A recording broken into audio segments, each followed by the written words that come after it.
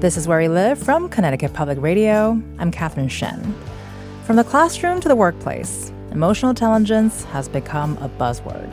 But what does it really mean to understand and regulate our emotions? And why does it matter? Joining me now is Marc Brackett. He's the founding director of the Yale Center for Emotional Intelligence. He's developed a framework called RULER, which stands for Recognize, Understand, Label, Express, and Regulate. It's a method being used in over 5,000 schools nationwide, including right here in Connecticut. Brackett is also the author of a new book, Dealing with Feeling. Use your emotions to create the life you want. Marc, it's so good to have you on the show today. Great to be here. Thank you for having me. So many of us have heard the phrase, feel your feelings. It sounds so simple, but in your experience, is this something that most adults know how to do and how to do it effectively? Yeah, well, I mean, that's a kind of a buzzword, right? Feel your feelings. Sure. I think for us, it means self-awareness. It means knowing the emotions that you're specifically feeling, like the words. And knowing what to do with those feelings is a big piece of this. And that's oftentimes the piece that's not talked about enough, which is obviously why I wrote this new book called Dealing with Feeling, because experiencing emotions is one thing, using your emotions wisely is another thing. And of course, that's something that we're going to dig into today. And with your most recent book that's available now called Dealing with Feeling, Harness Your Emotions to Create the Life You Want. So in it, you break down some important language and definitions, like the phrase emotional regulation, which listeners today, you're going to hear a lot of it. The word regulation is very intentional, but I think it's also tripped up some people, right? So what do you mean by regulation and how is it different from controlling? It's a great question. A lot of people think of regulation as control, like don't show how you're feeling or hold it inside, or some people even think of it as suppressing or denying or even ignoring emotion. And it couldn't be anything further from that. Emotion regulation is about using our emotions wisely to achieve our goals in life. That's the simple definition. I can give you a more elaborate one, which is emotion regulation is the thoughts and the actions. So how we shift our thinking and what we do to prevent unwanted emotions, reduce the difficult ones, initiate the ones we want to have, maintain the ones that we want to keep, or even enhance emotions. And importantly, it's all in the service of having good decisions or making good decisions, having good relationships, having good mental and physical health, and achieving our goals. So it sounds like, I mean, the nature of language, I think, often happens where we start conflating certain phrases because at the same time, you also point out that regulation is not the same thing as resignation. So that's a distinction you made when talking about activism specifically. So can you expand on that? Why is it important that we don't mistake the two? Because I think oftentimes people think of regulation as like holding back or not speaking your truth. And it's not that. We all need to speak our truth. We just need to do it in a way that helps us achieve our goals. And if we do it in a very dysregulated way, what happens is that people don't want to listen to us. I mean, how many of us like to be around the emotionally dysregulated colleague or partner or kid? You know, it puts us on, makes us walk on eggshells. It makes us want to retaliate oftentimes. Well, and then so talking about the flip side too, because you've also said that we're living through an overreaction epidemic, and you've also received some mixed responses to that warning. So can you talk about what you meant by that and respond to the people who disagree? Yes, I actually wrote a second piece about that because it was one of those things that was shocked by the response to that.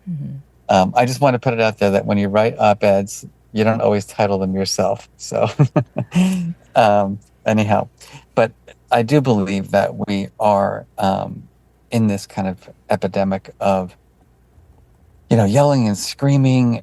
It's not only overreaction from an external perspective, but it's an overreaction from an internal perspective of people drinking way too much alcohol, people engaging in a lot of avoidance. And that's a different kind of overreaction, but it kind of impacts your health and internally. And the problem with that is that it doesn't lead to good outcomes for our mental well-being or our relationships, or in many ways, helping us achieve our goals. And you've also argued that emotional regulation is the biggest predictor of success in life. How did you get there? Why do you think it's so important? Well, what I'm trying to actually make the case for is that emotion regulation should be the new definition of success, which is even a bigger or more audacious goal. And when you think about the world we're living in today, I mean, there is a lot of dysregulation. If you watch any television show, right, you see it, or news station. If you think about our high school kids today, they have not been alive when there has not been a war, climate crises, political polarization. I mean, it's endless what they're witnessing that's impacting their nervous system. It's impacting my nervous system, to be frank. Um, you have social media, which is pulling people away from connecting in healthy ways to other real people. The average teenager spending 6 to 7 hours a day scrolling, on their phones or on social media, and it's causing a crisis of anxiety. It's causing depression. It's causing disconnection. And so I put all that there because I like to imagine a world where people make better choices about how they spend their time. I like to imagine a world where government leaders are role models for healthy emotion regulation, where CEOs of companies, where parents and teachers are. And that world looks very different to me. It looks like a world that's filled with empathy, compassion, sound decision making, etc.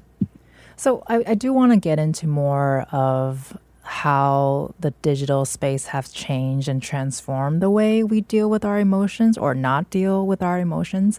And so I want to get into that in a little bit, but because you mentioned sort of our nervous systems constantly in a state of fight or flight, how does that hold us back in life, you think? It holds us back a number of ways because when we are in that fight, flight, or freeze state, we're not in present mode state. And so it's hard to be your full self when your brain is constantly activated to protect itself. And that's just basic biology in terms of how our nervous system connects to our brains, which are, all connected anyhow. And so when you think about it, if you are feeling extreme stress, your brain is saying, attend to that, get that need met. As a kid, for example, I was terribly bullied in school. I hated school. I was not concerned about algebra, trigonometry, World War, One history. I was worrying about survival because if you're in a classroom where kids are making fun of you, if you are being bullied on the bus, you're just thinking about surviving. Now, that's my story, but there are many stories of people from different racial, ethnic backgrounds today in our country.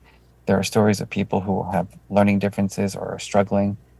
Um, and the point of it all is that when we are in fight, flight, freeze mode, we're not in learning mode, we're not in cultivating relationship mode, we're not in good decision making mode.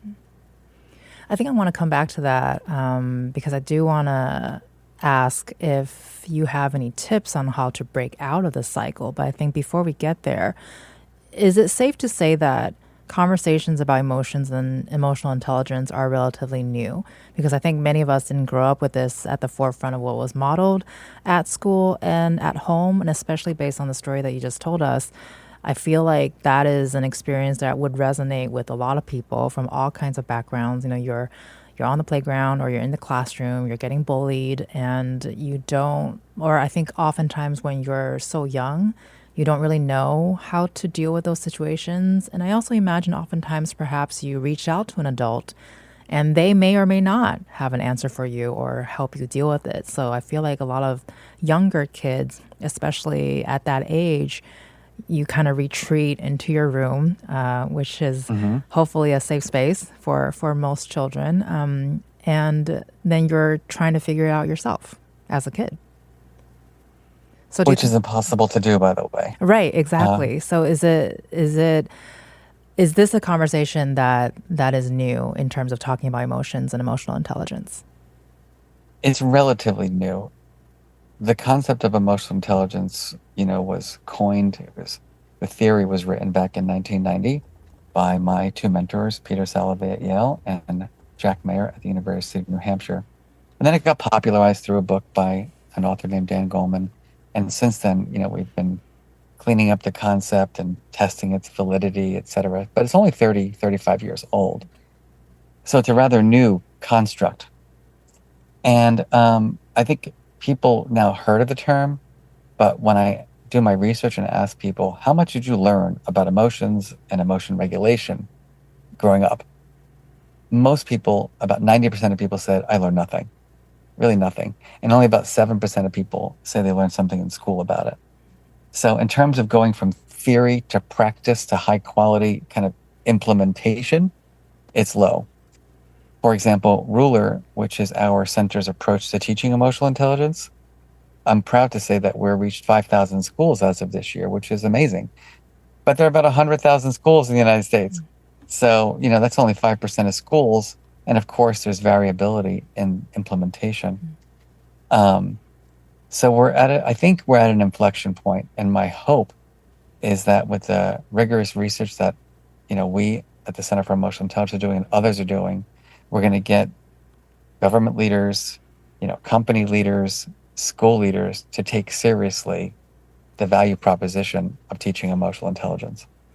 Well, you mentioned asking people about their experiences, and most people have not had that education as a part of their lives. And part of your work also involves traveling all over and talking to audiences about emotional regulation, as you just mentioned. Is there anything you hear from audience members over and over? Anything that stands out to you? I mean, I think the big one is like, where have you been all my life? Right. Just to be frank, I mean, Sure. 'cause I think people have a misunderstanding going back to the definition. I think people often think of emotion regulation as being kind of your temperament, meaning, just to be kind of transparent, I am someone who experiences emotions in intense ways. So I, when I get upset, I get really upset. When I'm happy, I get really happy. But going back to the upset feelings, when I was a kid being bullied, or having other struggles, and I would feel anxious or depressed or overwhelmed, I was just trapped with the feeling. I didn't realize there was a thing that was called emotion regulation, that there were research-based strategies that I could use to help me manage my feelings, that, I could do a mindfulness exercise or breathing exercise, or that I could use a cognitive strategy of what's called reappraisal to, you know, get myself out of the funk and think more optimistically about things, or that I could have social support systems and an emotional ally, et cetera, et cetera. And so my vision is to make that a permanent part of our nation's education system. I would argue, going back to my definition of success, that reading and writing and arithmetic, the three R's as they called it, we need to add regulation to that. Because if we want a world where people can get along and get ahead, we have to know how to deal with our feelings. Well, I'll be honest too. If you use the word reprisal for me when I was 7, I probably wouldn't understand what you're saying. But You um, wouldn't, but believe it or not, I'm just going to say that if you visited schools that used our work, by the time you're 7, you're in like second grade. right. I mean, these kids are unbelievable at identifying their emotions, using our tool, the mood meter, and also having strategies to deal with their feelings. Well, I'm really glad that you mentioned that because just anecdotally, meeting with young kids and having conversation with them, I'm someone who believes that I'm just going to speak to you as an adult. I don't really have a young kid or baby voice per se, as some people do. And it constantly surprises me how aware they are and how they understand their emotions. At least for when I was a kid, I don't know if I would react the same or if I had the vocabulary to explain how I feel at those moments. And with that in mind, and with everything you just shared in terms of it's the conversation is a bit more out in the open, the definitions are a bit more understood. So, for people who think that they are living much of their life in that fight or flight mode, just to go back to that real quick, do you have any tips on how to break out of that cycle? Is it helpful to learn that, to be aware that, oh, I am in a fight or flight mode right now? How can I get out of it? Yes, I mean, that's why I wrote a whole book on these strategies. Just to give you the background on that. So, my first book is called Permission to Feel, where I make the argument for why we need to take emotions seriously, that we have to give ourselves the permission to have all of our feelings. There's no bad emotions. That was my big argument there. And I did an overview of the skills. And then the pandemic hit. And here I was, like everybody else, mostly in the United States, our center at the university shut down. We're working from home. We're isolated from our family and friends. Um, there's people dying of COVID. There's, vaccines, no vaccines, masks, no masks. I mean, people were really in a very dark and difficult place. And I thought, Marc, you're like the director of the Center for Emotional Intelligence. You got this. And all of a sudden, I was struggling. And then my mother-in-law moved in with us because of a reason that, she was coming to a wedding that happened just before COVID and thought she would go home. And then it was, a moment in time. And truthfully, one night she looked at me and she's like, "Are you really the director of the Center for Emotional Intelligence?" And I'm like, "Not tonight." Um, and so I went up to bed that night thinking, here's this guy, Marc, who has a doctorate in psychology, who's been writing about emotions for 25 years, who is struggling with his own emotions. What the heck is it like for everybody else? And so I started doing research and surveys around what people were feeling and what they needed. And that's how I wrote the book. And so there are steps to this work. And the first one goes back to permission to feel, which is the mindsets. Yes, you might be in fight flight mode. Yes, you might be feeling anxious. You might not be anxious. You might think you're anxious, which is a whole other story. You might also be feeling stress or overwhelm or frustration. But the first step is getting people to believe that they have the power to manage their feelings. It is something you can learn. You're not born that way. And there are practical tools to help you do it. The second step is having the vocabulary. So can I test you on your emotional vocabulary? Sure, go for it. Okay. I'm not going to embarrass you, I promise. Okay, now I'm a little bit nervous. It's good. Well, it's okay. So if I were to ask you, what is the psychological difference between anxiety, stress, and pressure? What would you say?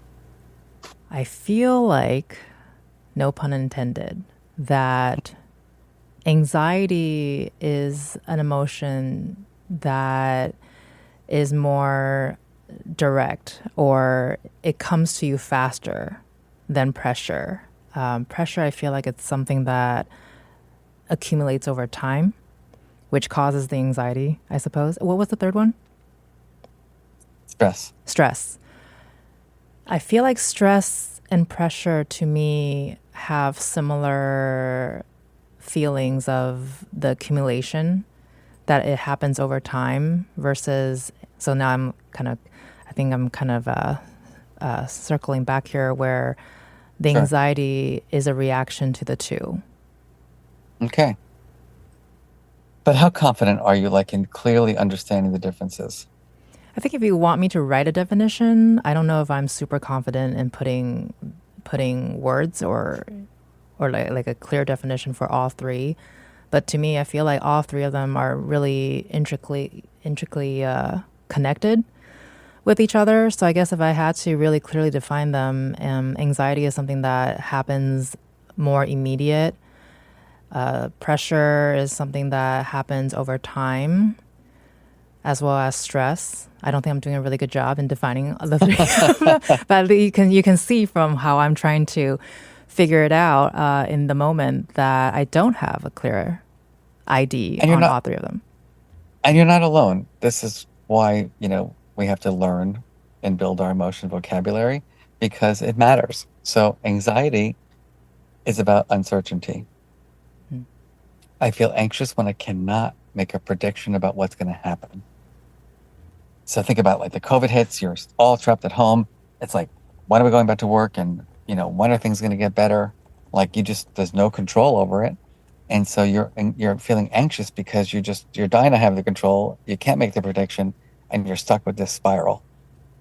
That's anxiety. Stress happened, I'm feeling anxious about what's happening during the pandemic.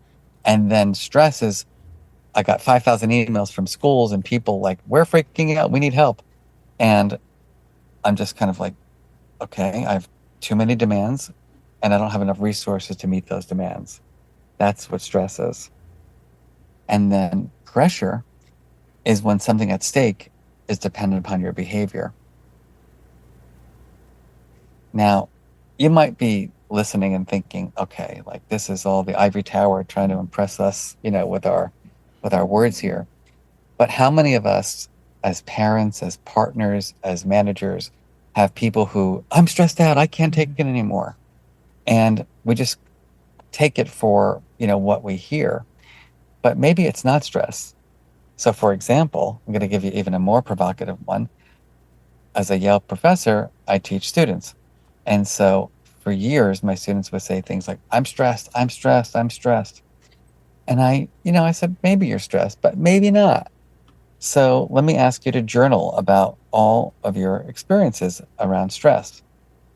What do you think was the top emotion? Frustration? It was envy Oh, okay. Yep. because they were saying they were stressed, but what they were stressed about was all the comparisons they were making about everybody else. Your father's more connected than my father. Your mother has a better position than my mother in this particular kind of company. You're going to have a better option. You study for less hours and get better grades. Now, on the surface, it looks like stress. But when you really get down into the underlying cause of the feeling, what you notice is that it is envy. Now, from a psychologist standpoint, to help people deal with those very different emotions, it would be very different because you can take all the breathing exercises in the world and package them into your envy reduction, and you're still going to take the breath and then you're going to sit around looking at everybody else saying, you're better than I am, you're more successful than I am. Right. So for envy, oftentimes what I help students understand or learn is gratitude.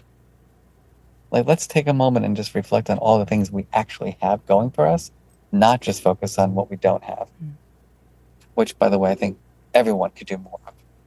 Like, everybody can have more gratitude. Well, there are so many elements and layers here that I would love to explore because I mean I think you just blew our minds on the envy aspect being the top feeling, which makes so much sense once you break it down, right? What were your Hmm. students' reactions when you sort of helped them understand what they were feeling better? And I also want to build on that because I would love for you to define feelings because based on our Yes. conversation so far, I feel like at least my own upbringing, both at home and in school or in the workplace, I think it's a generation where I think I started in a space where it's a lot more black and white. There are only two emotions. You're either angry Mm. or sad, right? And then people react very differently to when you're sad or when you're angry. And depending on, who you are, what you look like, and where you come from. I feel like that definition in of itself has become more complicated as I grown up. And I say complicated not because feelings are complicated, but it's because Hmm. we have more understanding and more language and vocabulary to define feelings. So this is just my Sure. long-winded way of asking, can you help us define feelings because they're so Sure. different from affect or moods, right? And how should we be thinking about those distinctions? As scientists, we worry about these definitions a lot because we have to measure things in our research and et cetera, et cetera. But I think for the majority of us, it's really going to the feeling words that matter. Nevertheless, I'll give you the definitions. So, an emotion is mostly an automatic response to a stimulus that causes shifts in the way we think, in the way we feel, and in the way we behave. Um, so, for example, if you are crossing a street and a car comes by you really fast, and you're shocked or you're feeling fear. That's an automatic response to a stimulus.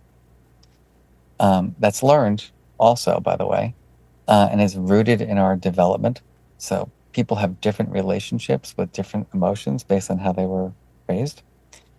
A feeling is more of a private subjective experience. So, for example, I've got a great feeling about this interview. I'm enjoying the conversation with you. That's a feeling. A mood is an emotion or a feeling that's less intense and longer in duration. So, for example, if I got into a fight at home, I'm arguing with my partner, and I am in the car and I'm like, I can't take it anymore. And then I get to my office and it's kind of lingering. That would be like I'm irritable or I'm in a bad mood. I'm not in that anger mode, I'm in the irritability kind of mood state. And I think those are the words, of course, then there are dispositions, someone who tends to be on the more cheerful side of things versus someone who may be, a little bit more disagreeable, in their nature. And then, of course, there's mental illness, when you have clinical diagnosis of depression or an anxiety disorder. So there's a large spectrum of concepts within the family. But for everyday, people, I think we use emotions and feelings pretty much interchangeably. And I would say it's just fine. And before we go to break, I just want to go back to the students' reaction real quick. When you were helping them understand what their stress really means, how did they react to that? I think they were shocked because, these are very high achieving students who think they have, their knowledge is so spectacular. And when I said to them, guess what? Trick, you're feeling envy, not stress. And, the exercises and the strategies that you are applying for your stress reduction might not be as helpful as the ones that you might use once you now know really how you're feeling. I think they were grateful because it was all of a sudden, oh, wow. So we have a phrase, you got to name it to tame it. You got to label it to regulate it. And so that precision in self-awareness is a gift to people. You're listening to Dr. Marc Brackett, who's the author of Dealing with Feeling, Use Your Emotions to Create the Life You Want, and founding director of the Yale Center for Emotional Intelligence. After the break, we ask Marc, where do we begin? How can we start building the skills to regulate our nervous systems and center ourselves before we act? Stick with us. This is Where We Live from Connecticut Public Radio. I'm Catherine Shen. We all have feelings. Frustration, excitement, worry, joy. But most of us were never taught what to do with them. Today, we're talking about why emotions matter more than we think and how learning to manage them can change the way we live. And a warning to our listeners, this segment contains a brief mention of child sexual abuse. Still with me is Marc Brackett, author and founding director of the Yale Center for Emotional Intelligence. So, Marc, earlier we were talking a little bit about family dynamics, and I'm curious to hear where your personal interest in this research began, because you talked about being bullied as a child. Was emotional regulation modeled especially well in your home when you were growing up, or how did this become a focus for you? I think it's because it wasn't modeled so well. To be frank. Sure. And what's interesting, is that I had two parents, both who loved me dearly. I mean, they really loved me. I know that they did. But they had no emotion education. And so my mom suffered from terrible anxiety and, was, used to like lock herself in the room and cry a lot or be overwhelmed or kind of just as they call it, be a little bit hysterical, where she would say things like, I can't handle it. I'm going to have a nervous breakdown. That was her kind of go-to strategy, unfortunately. And my dad was, the stereotypical tough guy from, he grew up in a rough and tumble neighborhood, was actually a gang member when he was younger. And, really just his go-to strategy was, son, you got to toughen up. And I do have a 5th-degree black belt now, I should just say. I still don't think of myself as a tough guy. I think that's, we call that toxic masculinity these days. What does that even mean? And why is that the goal? Again, that's a very interesting phenomenon to think about as it relates to emotion, which is toughen up, kid. That means don't feel your feelings, suppress your feelings, and just to, march forward. And sometimes you do need to do that, but in small doses. If you do that for your whole life, you're probably going to have some physical illnesses and some difficult relationships because emotions have to go somewhere. And so I didn't have great modeling of this. Unfortunately, I also suffered from sexual abuse as a child. Um, my parents' close friend was a pedophile, and I suffered a lot as a kid. I have two brothers, and they had their own challenges, and my parents were dealing with their challenges, and I got left alone a lot. And unfortunately, the person who took care of me was a sex offender. Now, I'm now 56. I feel like I am in the best mental and physical health I've ever been in, and I attribute a lot of that to one individual who happened to be my Uncle Marvin, who happened to be a middle school teacher in the Catskill Mountains of New York State, who happened to be writing a curriculum to teach kids about feelings. And Uncle Marvin moved in with us, not permanently, but just one summer because he was going to graduate school near my hometown. And he was working on this curriculum. And so he'd sit in my backyard and he'd ask me questions like, tell me a time when you felt elated. Tell me a time when you felt alienated. Let's talk through this.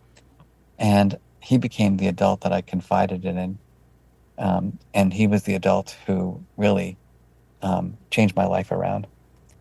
And so I dedicate a lot of my career and my work to him. And he was the reason behind my first book, Permission to Feel, because I assert that he gave me the permission to feel.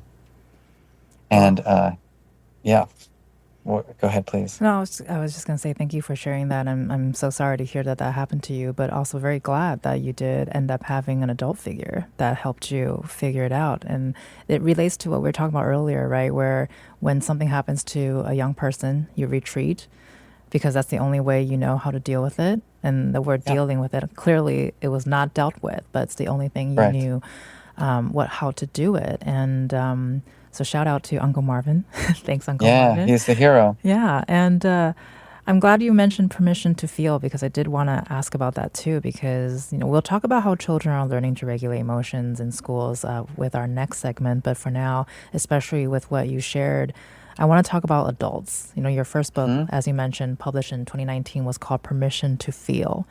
Why do you think so many adults feel like they need permission to emote, especially since, as we've talked about earlier and just now, that many of us did not grow up in a space where you're allowed to emote, and oftentimes the emotions were really just you're angry or you're sad, and that is it.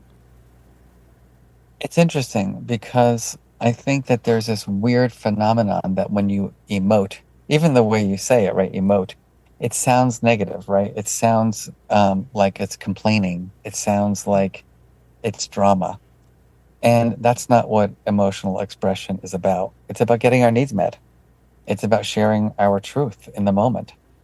And I think because we're in a society that in many ways teaches us to suppress or, quote unquote, suck it up or toughen up or, all these different phrases that have come about, it's a message. Basically, suppress your feelings because I don't think I have the skills as the adult who is raising you or teaching you to deal with them. That's the truth. And I find this actually in my research and in my public speaking, a lot of adults say the reason why they're uncomfortable asking even their own children how they feel is because A, they think it takes too much time, which is bizarre, but that's another story. Two is fear, because then I don't know what am I supposed to do when my kid tells me they're anxious or overwhelmed. I never dealt with my own anxiety, nevertheless theirs. And three is skill, which relates to the fear. I just don't know what to do. And all this goes back to the whole point, which is why we need an emotion education, why people need to learn these skills. And I want to say something else that's very important, which is that in my research with tens of thousands of people across the world, cross culturally, by the way, including Hong Kong, including Europe, including Australia, Costa Rica, all over the world, when I ask people, did you have an Uncle Marvin or an Aunt Maria, who could have been anybody? It could be a parent, it could be a teacher, it could be a coach. Just did you have someone when you were a child that you felt safe and comfortable with to talk about your feelings? Only 1/3 of people say yes, no matter where I go. 2/3 say no. When I look at the data on who these people are, of the 1/3 that say yes, half of them say it was their mom. Only 5% say it was their father, which is unfortunate that 95% of people don't see their father as someone they can talk to about emotions. So that's important to know. But the other thing that's really interesting is when I ask people to describe those people, the person who gave them permission to feel, there are 3 main characteristics. Do you want to guess what they are? This is my new little game with you again. Can you re-ask the question? Yes.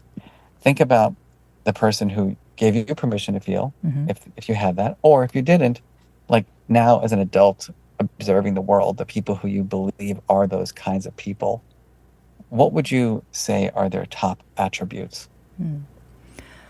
I think for me, the top attribute with no specific, I think the first would be, does it make sense to say emotional intelligence? Because actually, growing up as a kid, that was a phrase that I was familiar with because it was told to me in terms of IQ versus EQ. Cool. And yeah, I know, I know.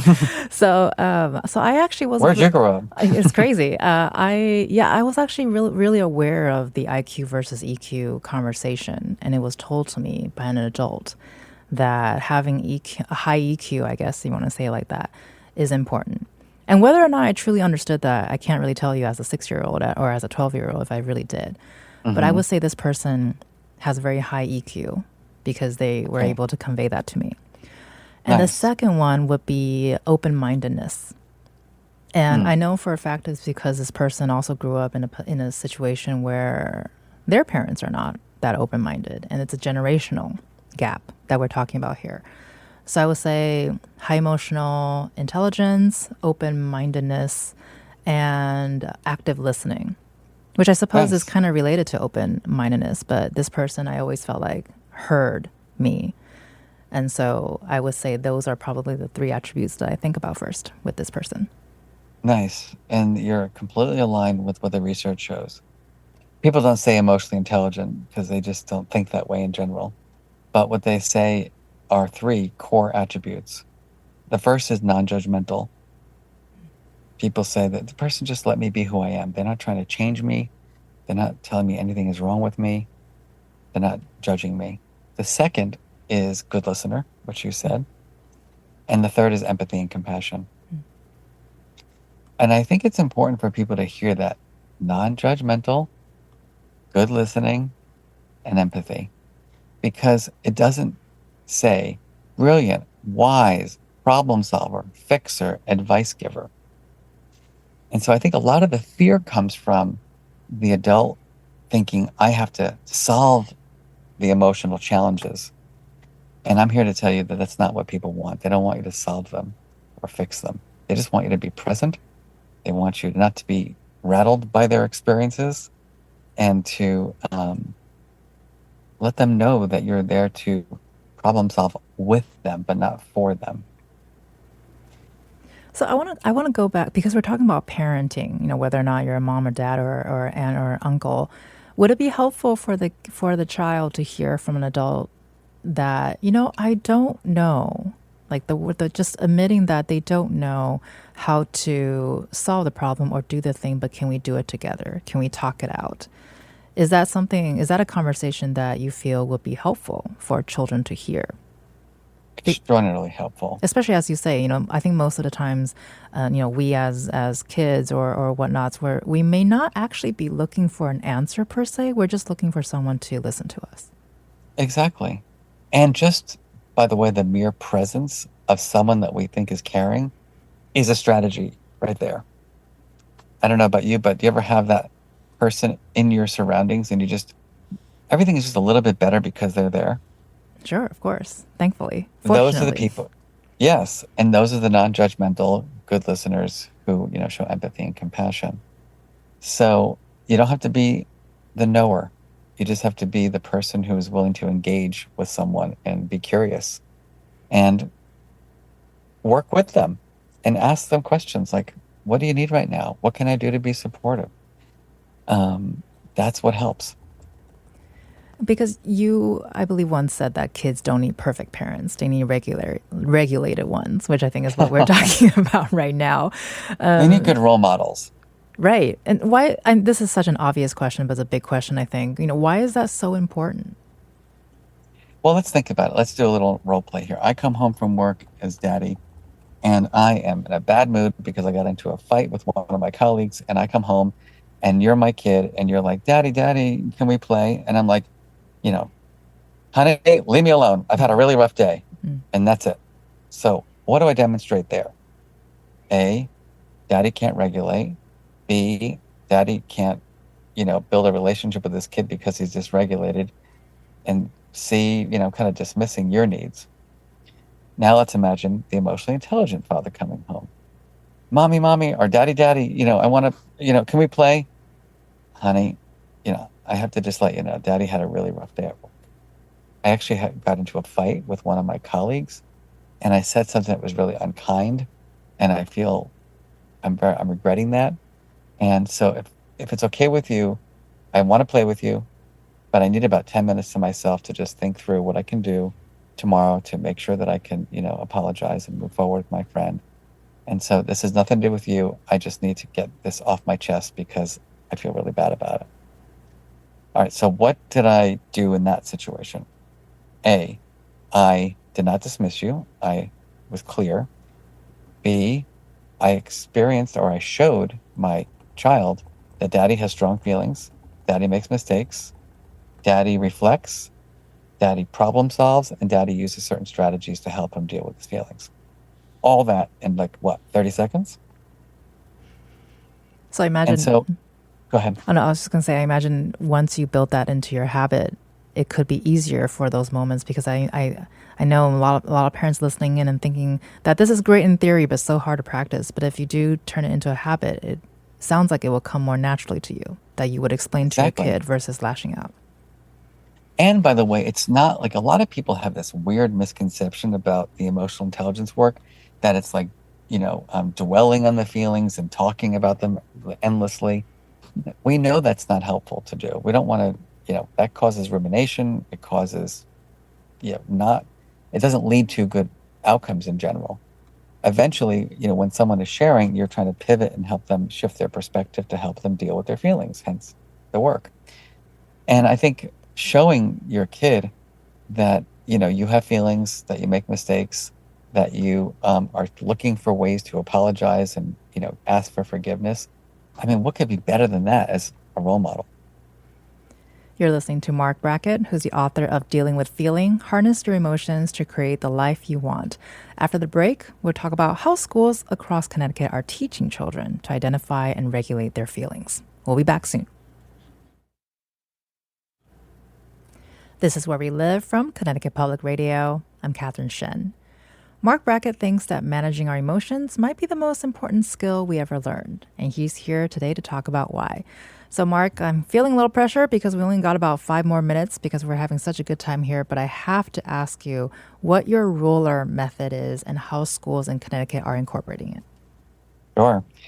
Well, I'm proud to say that we started off in one district in Connecticut now, and I would say we're probably in a good 40% of Connecticut schools. And RULER is an acronym for the five skills of emotional intelligence. It stands for recognizing, understanding, labeling, expressing, and regulating emotion. And it is an approach to teaching emotional intelligence that has now been adopted by about 5,000 schools across the United States, but hundreds in Connecticut. And it starts with superintendents and district level leaders understanding the value and importance of emotional intelligence in their roles. It also works with principals of schools to help them see their role of being an emotionally intelligent leader so that they're a role model for the teachers and staff and kids in their schools. Then we have curriculum for teachers themselves so that they can see why being an emotionally intelligent educator matters. And then we have curriculum for kids and also parents. So we call it a whole school or a whole district approach because what we want to do is build a common language from preschooler to superintendent, school board member, custodian, bus driver.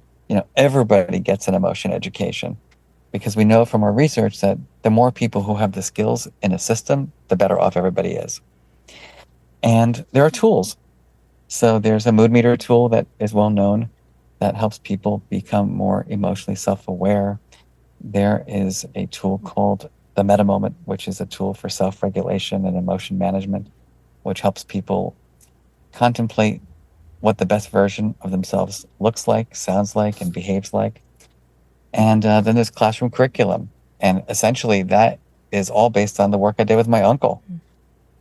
Taking a lesson in history and unpacking the emotions of the characters in history and thinking about how you relate to them as a student growing up in today's world, and thinking about, do they deal with their feelings effectively? If not, what might they have done differently to have better regulated? So it's integrated into the curriculum as well. Well, we've got about 2 minutes here, but I would love to touch on the long-term impacts of children being shown how to regulate emotions. What do we know about some of those impacts? What we know is that basically, even as young as kindergarten, that children who are more skilled at regulating their emotions are healthier, happier, and more effective in life. As a matter of fact, we know that emotional regulation is correlated with better mental health, better physical health, better relationship quality, and importantly, longevity. So if you want to live longer, which is what I think a lot of people want to do, you'll be better off if you learn how to deal with your feelings. And just really quickly, if there's one thing you can leave with our listeners today who may be listening to this or learning about this for the first time, what would you like them to know? First is give yourself and everyone that you love and everyone that you work with permission to feel. Second, learn the skills of emotional intelligence because they're 100% learnable.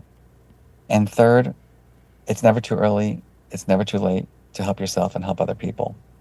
And I think this is probably the most valuable skill that you can give yourself and anyone in your community.